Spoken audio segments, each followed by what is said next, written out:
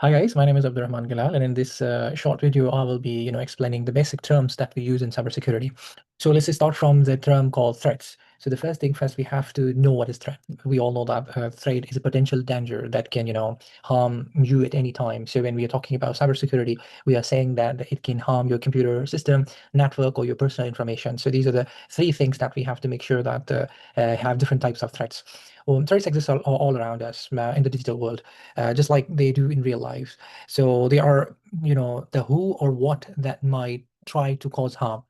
So imagine a bully who wants to steal your lunch at school. That bully is a threat to your lunch. The bully hasn't taken anything yet, but they could if given the opportunity. So similarly, in the digital world, threats might be, hackers try to steal your information, computer viruses looking to, damage your system, companies are collecting your personal data without your permission, automated programs designed to find weaknesses in, and insiders with access who misuse their privileges. So what I would say, it's a key point is that threat is a potential, a source of danger, not the danger itself. It's important to know what threats exist before we can, protect ourselves. So threats can come from different angles. So we would say simply like threats may come from humans. So people who intentionally try to steal your information or cause damage, like hackers, scammers, or other people, or insider employees, right? Sometimes technical threats may happen, such as malicious software like viruses, ransomware, and spyware. They can damage your devices or steal your information, right? And the last one is environmental threats. So natural disaster can happen. Therefore, you have power outage, or naturally you have power outage or physical damage that can destroy the equipment or prevent access to digital systems. So these are the threats generally. So they are not yet basically creating any problem for you, but then you as a expert, you have to make sure that you look after these all things that may cause a problem. So then the next term that we have is called vulnerability. So with the definition, I would say vulnerability is a key weakness or a gap in our protection effort that can, be exploited by a threat, so vulnerabilities are like open doors or windows that allow threats to get in, into your system. They represent the how a threat might succeed. So think of the vulnerability as, the unlocked doors of the digital world. So no matter how safe your neighborhood, an unlocked door is always a risk, right? So leaving your lunchbox, for example, unlocked on the table while you go out to play is a vulnerability. So we know that the threat is a bully can take your lunch, and now you're leaving your lunch, at the table, and then you are going out to play. You have left this unattended. So it creates an opportunity for the lunch stealing bully to take the advantage, right? So how it happens in digital lives. So vulnerabilities in the digital life can be, using easy to guess password like password 123, ABC, or 12345, something like that. Other things that not updating your games or apps when prompted. Sometimes you have outdated software, and they also may create problem for you, so that the attackers may take the advantage of that vulnerability. Clicking on links without checking if they are safe or not, sharing personal information with strangers online, using public Wi-Fi or for sensitive activities like banking, and having the same password for multiple accounts. So these are the vulnerabilities. They may be exploited anytime. So remember, even strong systems can have weak points. Finding and fixing vulnerabilities is a crucial part of staying safe. So let's say technical vulnerabilities, flaws in software, outdated system, or misconfigured settings that create security holes. Okay, so human vulnerabilities, behavior like falling for scams, using weak passwords, or sharing too much information online. The last one we say is about, physical vulnerabilities, unsecured devices, unlocked rooms, or visible screens that allow unauthorized access. So these are the things that we have to remember. So we understood about threats, we understood about vulnerabilities. Then now, what is attack? So basically, attack is the moment when the threat actively exploits a vulnerability to cause the harm. So an attack is the actual action that causes damage. It's when the potential danger, the threat, becomes real by taking advantage of weakness. That's called vulnerability. So how it happens is that first of all, attacker spots the vulnerability that can exploit, like noticing an unlocked lunchbox, as I told you. So that's called identify the target. And then the plan and strategy, that's the second stage they develop, means, attacker develop a method to take advantage of the vulnerability, such as waiting until no one is watching them while they are stealing your lunch. And the last one is execute the attack. The attacker carries out their plans, like the bully actually taking the lunch from the unlocked box, right? So identify target, plan strategy, execute, attack. These are the three, stages. They basically can, attack your system. So that's like, as in cybersecurity, like someone using password to log into your, gaming account, and the virus detecting your homework files. Someone pretending to be you in the message to your friends, and tricking you into downloading harmful software, using automated tools to guess your passwords. So once again, remember, for an attack to succeed, three elements must be present: a motivated threat actor, a vulnerability to exploit, a valuable target. Remove, any of these, elements, and you can prevent the attack. So these are the things that I would definitely suggest. So one of the very, very fine example that's happening these days everywhere. It's not in IoT, not in mobile, not in web. It's everywhere.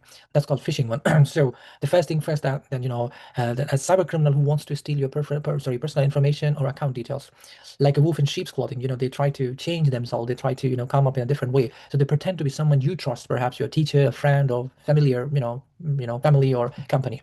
So this phishing is a threat. So vulnerability is not knowing how to identify suspicious messages or being too trusting of communication that appears to come from known sources.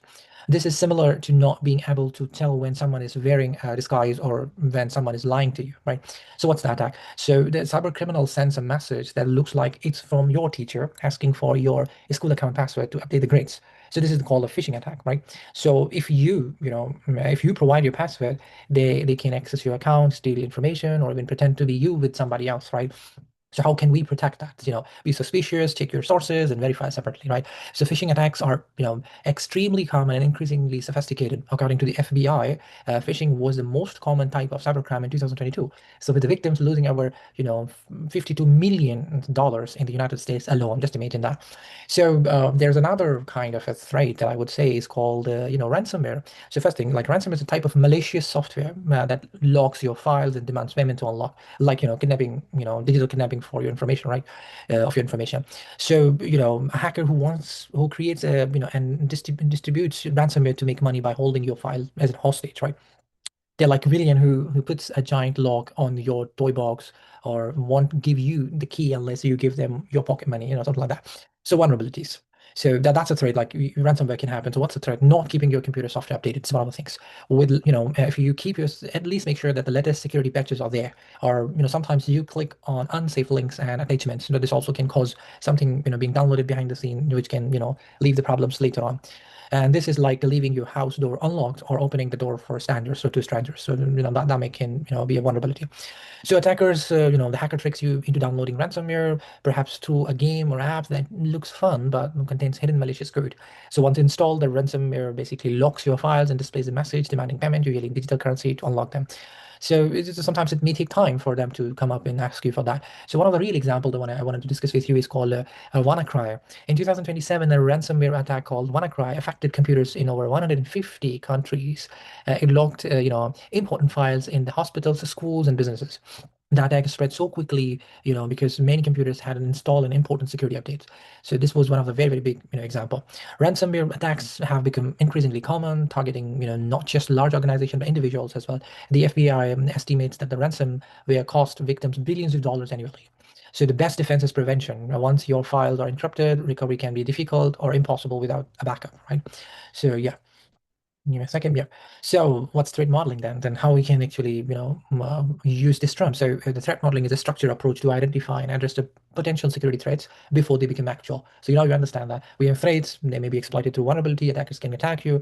So threat modeling is a way by which we actually plan, right? So for example, the lunch protection plan, that the lunchbox. So threat modeling is like planning how to protect your lunch from bullies. Identify what are you protecting for, definitely your first question. So your lunch is the first answer. That's your delicious lunch. Identify who might want it. So you should know the lunch stealing guy or bully, right? Identify how they might get it by taking advantage of time when you leave it unattended. So this may be one of the possible threats. I'm sorry, vulnerabilities, and they create protection. That how you can actually make sure that you can plan to protect it. So keep your lunch with you, or use a log, or store it somewhere safe, right? So these are the four questions that you may ask, and then you test your plan. Definitely, once you have a plan, you have to make sure that you test it. So I would say there are five things: identify, what you're trying to protect in your system. Identify who might want it, if the attacker list, and identify how they might get it, the way they can reach to you, and create a protection plan. And the last one is to test the plan. So in cybersecurity, we follow a similar process. That's just a thing. So let's say when I'm saying about why do threat modeling, so I would say find vulnerabilities before attackers do, prioritize which risks to address first, protect the chocolate pudding before the apple. So save time and resources by focusing on real threats, create effective protection plans, feel more confident and secure if you have really all those. The best defense is good offense. In cybersecurity, this means actively looking for weaknesses before someone with bad intention finds them, right? So, I would say like good threat modeling does not require fancy tools, just systematic thinking and about what could go wrong and how to prevent it. It's like it's a skill that becomes more natural with practice, like learning to automatically check both, ways of, crossing a street. So yeah, so the last thing I would say is that, make sure that you identify threats, find out vulnerabilities, prevent, attacks, and stay vigilant. Regular review and updates would definitely, protect your, your systems. I think that's all for this basic. And in the next video, I'll be explaining you about available threat models that we can use, such as Stride, Raid, or Pasta, or Lindon. So stay tuned, and if you got any questions, please do not hesitate to ask me. Thank you so much, guys.